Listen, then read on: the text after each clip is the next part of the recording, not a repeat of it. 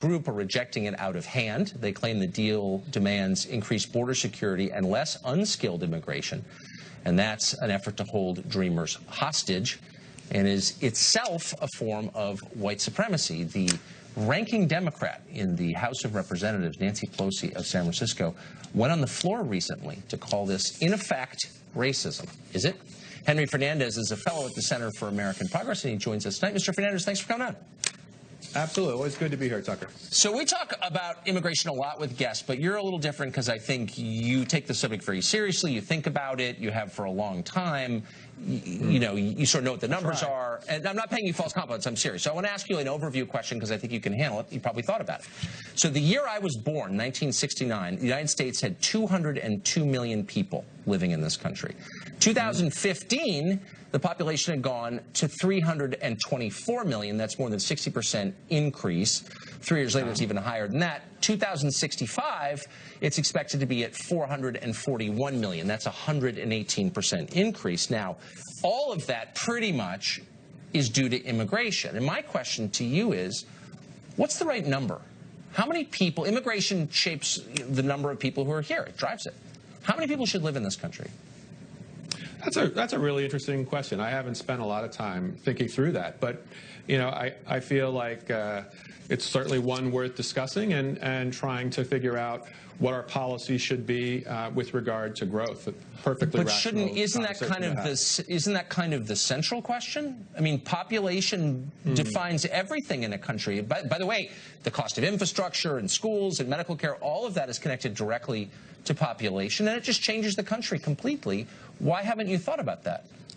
Well, I guess what I'm interested in right now is a much smaller group of people, just a kind of very narrow issue, which is these dreamers, and making sure that they have a pathway to citizenship here in the U.S. So that's really been my focus. I haven't thought.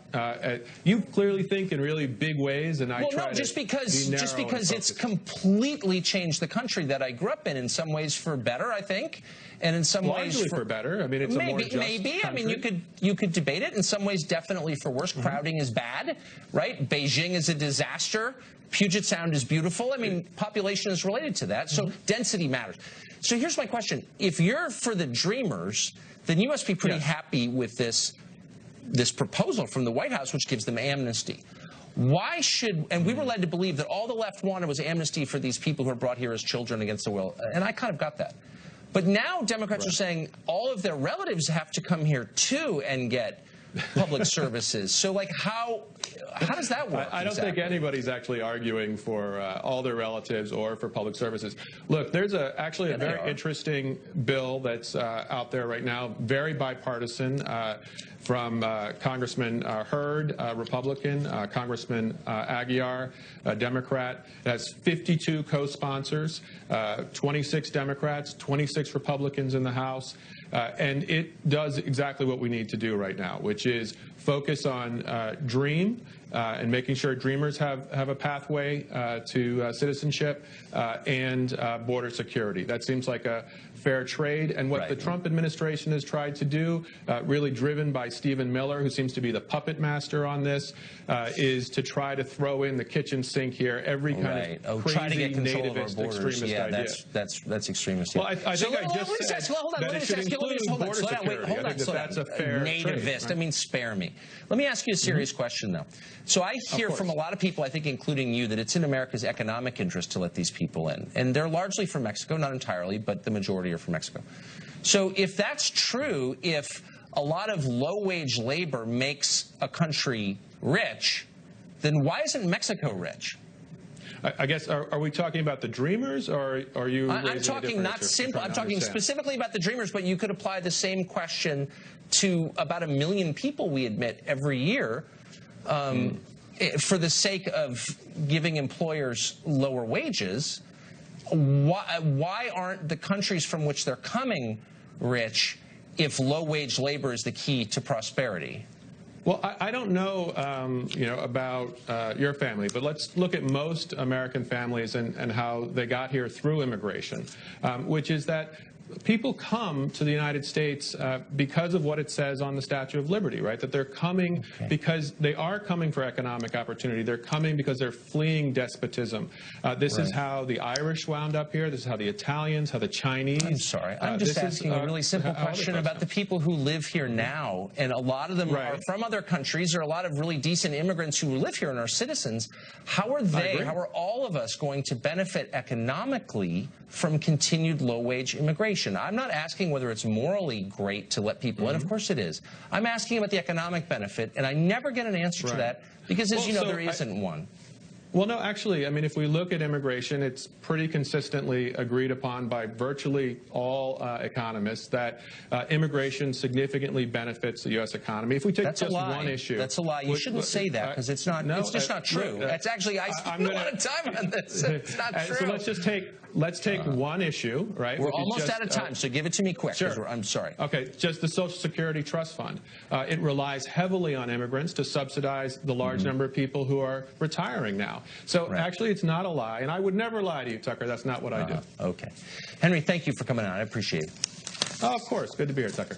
Schumer's deal to end the government shutdown upset a lot of Democrats, but maybe none was more upset than Illinois Democratic Congressman Luis Gutierrez. Gutierrez said the deal only happened because immigrants are Hispanic and not gay. We're quoting now. If the Republicans said we are ending same-sex marriage, but we promised Democrats a vote later, you think Democrats would say yes? This shows me that when it comes to immigrants, Latinos and their families, Democrats are still not willing to go to the mat to allow people in my community to live in our country legally. Chadwick Moore is a journalist. He's been following this, and he joins us tonight for some perspective. Chadwick, good to see you. Hey, good to see you too, Tucker. So I think Luis Gutierrez is wrong on most issues, but I think he's pulling a thread here, and there's some insight at the core of this. What do you think he was saying, and is it right? He's wrong, but he's kind of right. The Democratic Party, really, I always say they did very little for gay marriage at all. They essentially were the bureaucrats that pushed the paperwork through once it was politically expedient to do so, once the polls said it was okay. Right, because they were against it. I remember that really well. Oh, yeah. Hillary came out in 2013. It took her that long. Obama 2012. I mean, he flip-flopped a lot, obviously. However, what Gutierrez is saying, there is something of a truth there, in that the gay marriage push was very much a upper-class prerogative. It was something that vastly white, upper-middle-class gay people were pushing for, who attend Democrat galas, who donate to congressional members, who lobby very hard. So the Democratic Party sort of, wouldn't really hold their hand in public for many years with the gay marriage issue. Once gay people sort of did it on their own by winning hearts and minds in American culture on the issue, then they finally threw these people a bone. So Gutierrez's argument is sort of one of essentially class. It's the rich. I think that's right. No, that's exactly how I read it. And it's not just gay marriage. It's also global warming, for example, which is one of those issues that every Democratic donor feels is central, but that has no relevance at all to people making under 50 grand. It doesn't rate for them at all. I wonder if they really care about the DACA recipients, like actually care about them. Well, they really should care about them, because what they've learned is that if Americans won't vote for you, you have to import people who will. That's why they should really be concerned about this issue. Gutierrez is a really perfect person to be starting to wage this civil war in the Democratic Party. His district, the 4th district, is basically the definition of gerrymandering. If you look it up, it's the most strangely shaped district in the country. It looks like a set of earmuffs. And he basically brought together these two disparate Latino communities that he represents. And if there's one thing that we know about the sort of collectivized mentality of the collective groups that the left brings together, is often they don't really have a lot in common, and they might not even like each other. Something tells me that a lot of Puerto Ricans and Mexican Americans maybe are a little to the right on social issues of a gender studies professor. I think that's totally right. And one of my least favorite qualities of the left is they assume that all people who sort of look alike are alike, which is, of course, not true. People are very different in this world. But Chadwick, that's a really insightful analysis. I appreciate it. Thank you. Thanks. Always a pleasure. Thanks. High school football coach Joe Kennedy lost his job in 2015 after he defied an order to stop praying at the 50-yard line after games. The Ninth Circuit just declined to hear one of his appeals, not surprisingly, given it's the Ninth Circuit. But he says he is planning to take that case all the way to the Supreme Court. Coach Kennedy joins us, along with his lawyer Mike Berry of First Liberty. Nice to see you both. Coach, first to you. Were you surprised that the Ninth Circuit refused to hear this, and where does that leave you exactly? I wasn't really surprised. I only go by what I hear from everybody else with the night, that it was a long shot to begin with. But yeah. Where does it leave me is hopefully the Supreme Court, somebody will actually hear the case that I have a fair shot with. So, Mike, what's at stake here? I mean, it's not just about one football game or one coach. There's maybe something bigger.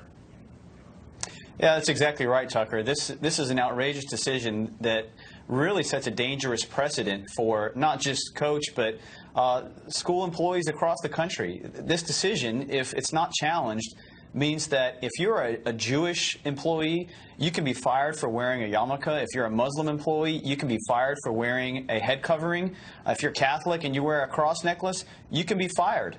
And, people have been asking, everybody from, the President of the United States to former NFL stars have been pouring out support. And folks across the country want to know, what can be done about this? What can we do?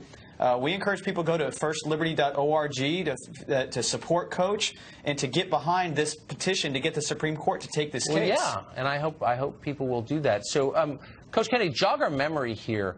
Who exactly was offended by what you were doing? How did it get to this place? Yeah, it originally started from a compliment. One of the educators saw what we were doing out on the field and paid the school district a compliment, said that what we were doing was awesome. It was good, sportsmanship. So it all came from a compliment.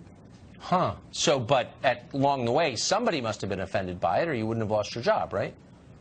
Only person that I realized that was really offended was the district lawyers at that time, and they're the ones that are continuing to, fight against me on this. Yeah, so there's no actual victim here. Just like the most perverse part. Gentlemen, thank you for coming on, and good luck. I hope you make it all the way to the Supreme Court. Hey, thank you.